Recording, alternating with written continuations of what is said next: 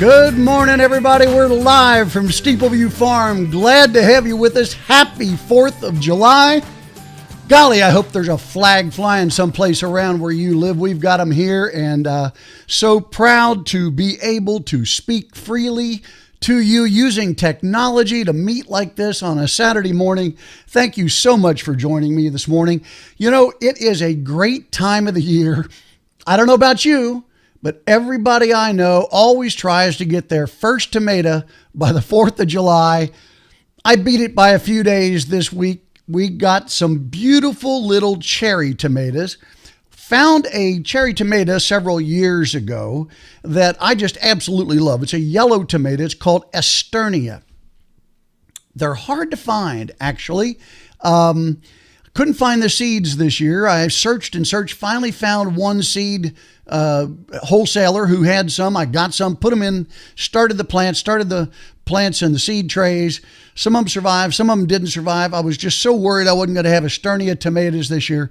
Got them in the ground, in the high tunnel, started growing, pruning them, trellised them, babying these things because they're so good. Went out the other day, and right down at the bottom of the plant, there were about 3 or 4 nice yellow little cherry tomatoes. First tomatoes of the year. I beat the deadline of 4th of July. Hope you did too. Hope you've got tomatoes. And if you don't, they will be coming on. Our tomatoes will be ready in about a week to 10 days, maybe 2 weeks, just depends on the weather. And speaking of the weather, let's take a look at what we're going to be facing over the next week. Oh boy, more of those 90-degree temperatures. That's just not good for tomato plants. I know they like warm weather, but over 90, we've talked about that. The blooms drop off. The bees can't get pollen. It gets sticky. Not a good temperature range for tomatoes. A little cooler would be better, but there is something a little bit better this week. Not as much rain. We're going to talk about that a little bit today, how rain affects tomato plants, the production of your crop, all of the things about tomatoes that you're going to be facing over the next few weeks, because as we approach mater season, other things move into your garden that like to eat those delicious fruits themselves. Well, what are we going to do in the garden this week? Let's check the Old Farmer's Almanac. Today and tomorrow, oh, you probably got a parade or a picnic, I hope, today. Today and tomorrow, though, are the first and second best days for planting this month. Got to get those last things in the ground. Are you going to plant your carrots? You're planting late summer carrots. Now would be a good time. Tomorrow, great time for planting beets and carrots, potatoes, other root crops. Today, if you can get out there and put some salad greens in the ground, get a jump start on that late lettuce. We'll talk about that coming up, because growing lettuce year-round is a little bit tricky. But that's for another day. Today, it's all about those beautiful tomatoes. It's the most widely grown vegetable in America, tomatoes. Everybody likes to grow tomatoes. They seem like they're easy to grow, and most of the folks that I know who grow tomatoes have a bountiful harvest. They share them with their neighbors. They can can bunches of them, so they can dry them in the sun. Tomatoes are just so versatile. But I've got one neighbor who comes and gets tomatoes, and she tells me every year, She eats them until her lips blister. I mean, she loves tomatoes that much. I do too. I try to draw the line just a little bit short of that. But as we're moving through today, talking about tomatoes, one of the things that a lot of people wonder about is when to pick tomatoes. Now, I've made a study of this for 35 years. And more intensely over the last 10 years, and certainly with a great intensity over the last 4 years, because I've been working very hard to get better tomatoes. And for those of you who've not visited us here at the farm, please come see us. There's a lot to learn about farming and about the food that we serve to people. A lot that maybe you'll want to take home and employ in your own gardening. For example, the first thing we grow on our farm is the soil. And we can talk for a long time about soil biology and microbiology and the entire culture of living organisms that are below your feet. But those are the things that add the greatest benefit to the plants, to the seeds, the leaves, and the fruits that we eat that are produced by the plants above ground. What's below the ground is ultimately far more important. But above the ground and in the soil, there are a lot of diseases, funguses, bacteria. We're going to talk about those in a minute. But right now I want to talk with you about going out and deciding, when should I pick that tomato? You know, if you go to the grocery store and buy a tomato and you cut it, it's kind of crunchy, right? And the inside's kind of pale looking. Skin might be red, if it's a red tomato. Skin might be red, but the flesh is just not all that great. There's nothing like a good vine-ripened tomato. The problem is when you harvest a tomato when it's ripe, which they call dead ripe, dead red, you better eat it. You better eat it today or tomorrow, or it's going to go bad because it's all the way at its peak and it doesn't hold. Can you refrigerate tomatoes? No, it just destroys their flavor, destroys their texture. There are 3 zones in which you can keep tomatoes. We'll talk about those maybe on another day. It's a little bit more involved subject. But when do you pick a tomato? When do you know when to pick a tomato? Well, let me tell you why the tomatoes in the grocery store are hard. In California and Florida, they pick them when they're dead green. I mean, hard as a baseball. And they pick them when they're green because they're in the field. They go up a conveyor belt. They shoot out a chute. They go into the back of a truck. They bounce around. They're taken back to a packing house. They're sorted. People go through them, put them in a box, put them someplace else on a truck, ship them across the country, put them in a warehouse. A ripe tomato is done for in 48 hours. But a green tomato is a hard tomato. It hasn't ripened yet. Well, why does it look ripe, but why doesn't it taste ripe? And the answer is because they artificially ripen them by injecting them with ethylene gas. Now, don't be too concerned. Ethylene gas is a natural byproduct of the ripening process. So as tomatoes ripen, they give off ethylene gas. You've heard the old story. You get a green banana and you want to have it ripe for breakfast tomorrow morning. Put it in a brown paper bag and roll the bag up overnight. Let it sit on the countertop. It'll ripen. It's because it's giving off ethylene gas. That's one of the reasons why you don't want to store onions and apples near each other. They're giving off ethylene gas. They over-ripen each other. So what they do is they pick these tomatoes in California, Florida, other places. They're dead green. I mean, they're just as green as they can be, hard as a baseball. Put them in boxes, stick them in a room or a truck, and inject ethylene gas that makes them, they say, ripen. Well, tomatoes don't ripen from the outside in. That's where the ethylene gas is going to hit them, is on the outside. Tomatoes ripen from the inside out. That's why when a tomato is really red on the outside, it's ready. I mean, it's already been ripening on the inside. It's ripened all the way to the skin for you to see it. Do you want to always wait till you've got the ripest tomatoes on the vine? They're delicious, but they can be a little too ripe. And if they're too ripe, they can also invite diseases and funguses that can spread and ruin the rest of your crop. So let's take a look at a chart that I have found. This is produced by the Florida Tomato Growers Organization. And if you can look down the right side of the chart, you'll see that you have green. This is when the tomato is mostly green, when the surface of the tomato is completely green. Then you have the breaker stage. That's when we pick tomatoes. We pick tomatoes at the breaker stage. That's when it's showing about 10% of a change in color. It might be a little bit yellow, it might be pink, it might be a little bit red, usually on the blossom end. That's the bottom, not the stem end. On the blossom ends where you first start to see a little bit of a blush. The breaker stage.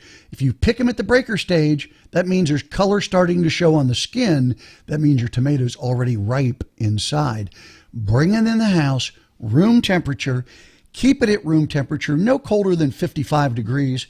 Don't put it in the refrigerator. Let it ripen on the countertop. Watch it. It'll be good to eat, even at the breaker stage, but over the next couple of days, it'll ripen up and it'll be just absolutely delicious.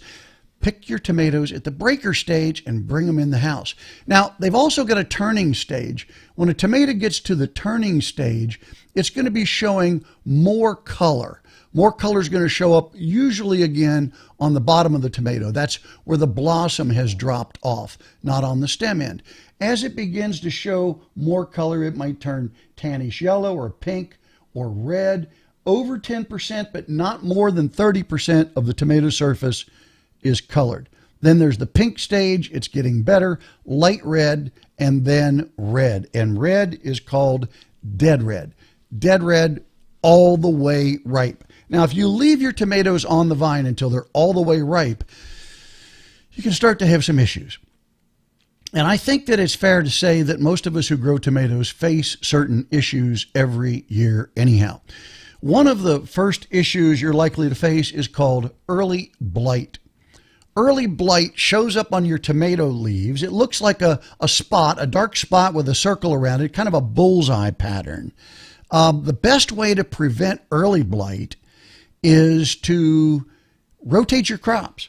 Clean up your tomato patch at the end of the year. Clean up your tomato patch as the leaves fall off. Get rid of any debris. Don't let it lay around.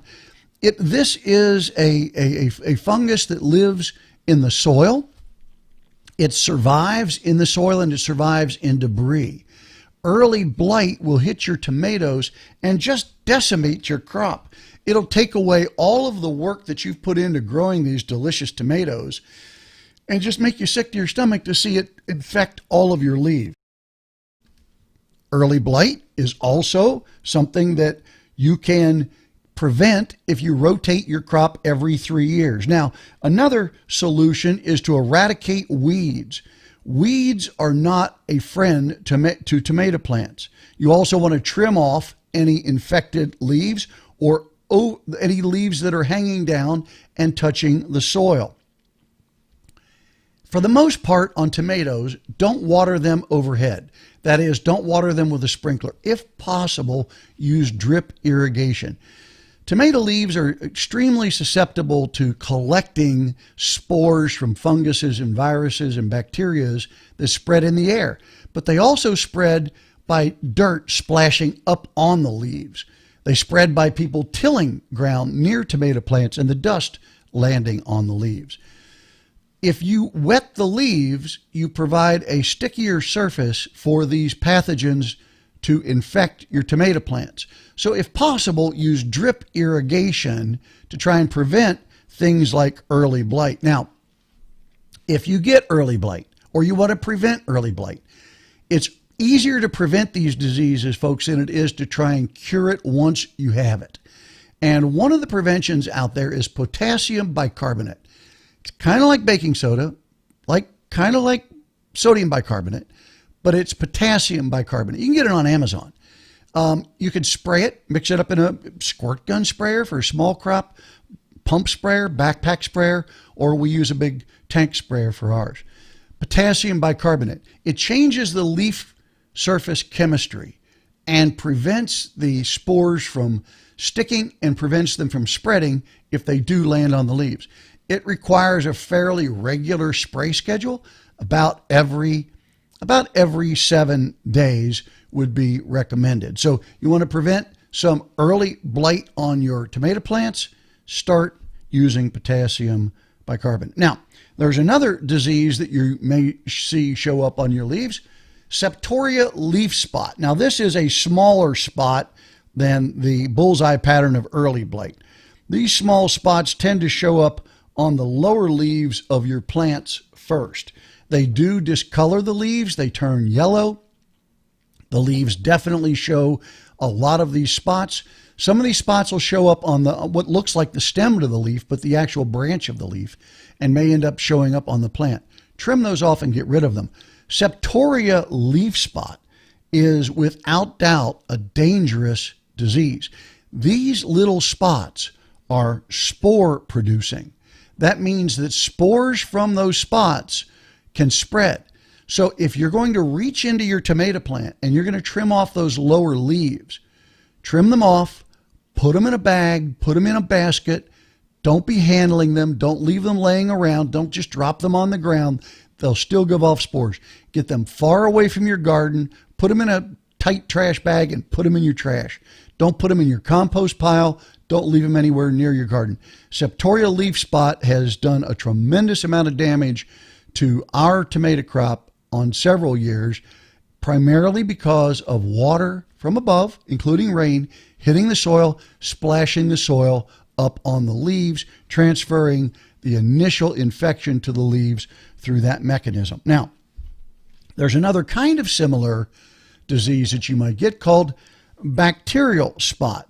It's very easily spread. It is spread, believe it or not, by rainfall. It occurs in really humid, rainy periods of time. So one of the ways that you can try to prevent bacterial spot is just kind of prune your plants back. Create more airflow around them. Remove any leaves that are infected. You know, tomatoes really do enjoy having a lot of air flowing around. That keeps the leaves fresh. It keeps diseases away. By all means, keep all weeds away from your tomato plants. Weeds have a tendency to increase humidity around tomato plants. Humidity is not good for tomato leaves. This is the environment in which these funguses and bacteria thrive. Keep your tomato patch weed free. If you're going to try to treat for bacterial spot, you might want to try a copper fungicide. Copper fungicide is organically approved. Find one at your big box store. You'll see it. It says copper fungicide right on the bottle. Follow the manufacturer's instructions. Don't want to do it too often. You certainly don't want to spray it if you've got a fish pond or anything nearby. You don't want any of that getting into your fish pond. It is an algicide. It's used in large ponds and lakes to control algae, but copper fungicide is one way to help take care of bacterial leaf spot. Now, here's one that everybody worries about. This is called blossom end rot. Terrible. Look at that. That's the blossom end of the tomato. That's the bottom of the tomato, not where the stem is, the bottom of the tomato. You go out, you've got these red tomatoes. They look delicious. You can't wait to harvest them. You can just taste that new fresh tomato, and you go out to pick it, and the bottom of it is rotted. Blossom end rot. Well, what causes blossom end rot? It's not a disease. It's actually a calcium deficiency in your soil. You can raise the calcium level in your soil by adding limestone. You can add calcium. You can add other calcium producing products that are sold in garden centers and big box stores to increase the calcium in your soil. The best thing to do, though, every year is just to take a little soil sample to your local extension office or take it to your local feed store and order a soil sample test. Find out how much calcium you got. You don't want to add too much calcium. Calcium has a tendency to stay in the soil for a long time. But if you're suffering from blossom end rot and you see something like this in your tomato patch, that's what it is. It's because of lack of calcium. Remove the fruit, get it out of there. Don't let it sit around. Make sure your tomato patch is free of diseased fruits. Now, one more disease that is just, it's disgusting looking. I mean, you see it, it almost makes you sick.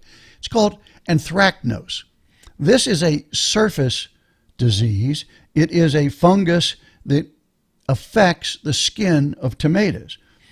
It may actually be transmitted to your tomatoes from the seeds you bought. Some seeds can carry anthracnose. The best thing to do if you are going to be planting seeds is to put them in hot water, 125 to 130 degrees for a minute or so to kill any disease that's on the seeds. If you're buying seeds from a reputable grower, a reputable seed company, usually you don't have to do that. Some people use treated seeds. We don't use anything chemically treated here. We have had Anthracnose in the past.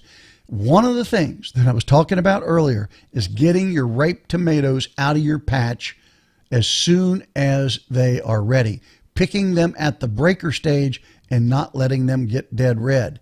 When they get dead red, they are more susceptible to this disease and they will spread it to others. Also, this is a disease that is increased by overhead watering. Keep the weeds out of the way again. You want to reduce the humidity, increase airflow, mulch around your tomato plants to prevent what we call soil transmission, and harvest as soon as your tomatoes are ripe. Now, one last little thing that you see, it's not a disease, it's not a fungus, it's not a bacteria, but it plagues people's tomato plants every year, and that is growth cracks. Some growth cracks are just ugly. Other growth cracks can actually split the skin and allow pathogens to get into your fruit and cause them to go bad or potentially make you sick. Growth cracks are easy to diagnose. You see them on your tomatoes. It's easy to fix if you're in control of the water. Growth cracks are due to the fact that a tomato is growing at a certain speed. The skin is kind of keeping up with the growth, and then all of a sudden the tomato gets too much water. There's too much uptake. The fruit tries to expand faster than the skin can grow, and the skin cracks. It scars. It leaves those ugly looking scars near the stem. And like I said, some of those scars can actually penetrate into the tomato flesh, ruining your fruit. Now, all of these things can be managed. There's a lot to do, but boy, oh boy, is it worth it when we finally get around to having mater season here in the Midwest. I don't know. I can't tell you how many times I've thought about eating bacon, lettuce, and tomato sandwiches for lunch and supper, tomatoes with my eggs in the morning. I just love them, and it's coming up any day. Well, folks, I just want to say thank you for joining me today. It is the 4th of July. I hope you have a picnic today with your family. Happy birthday, America. Join me again. I'll see you right here next week, same time, same place. Lord willing, God bless.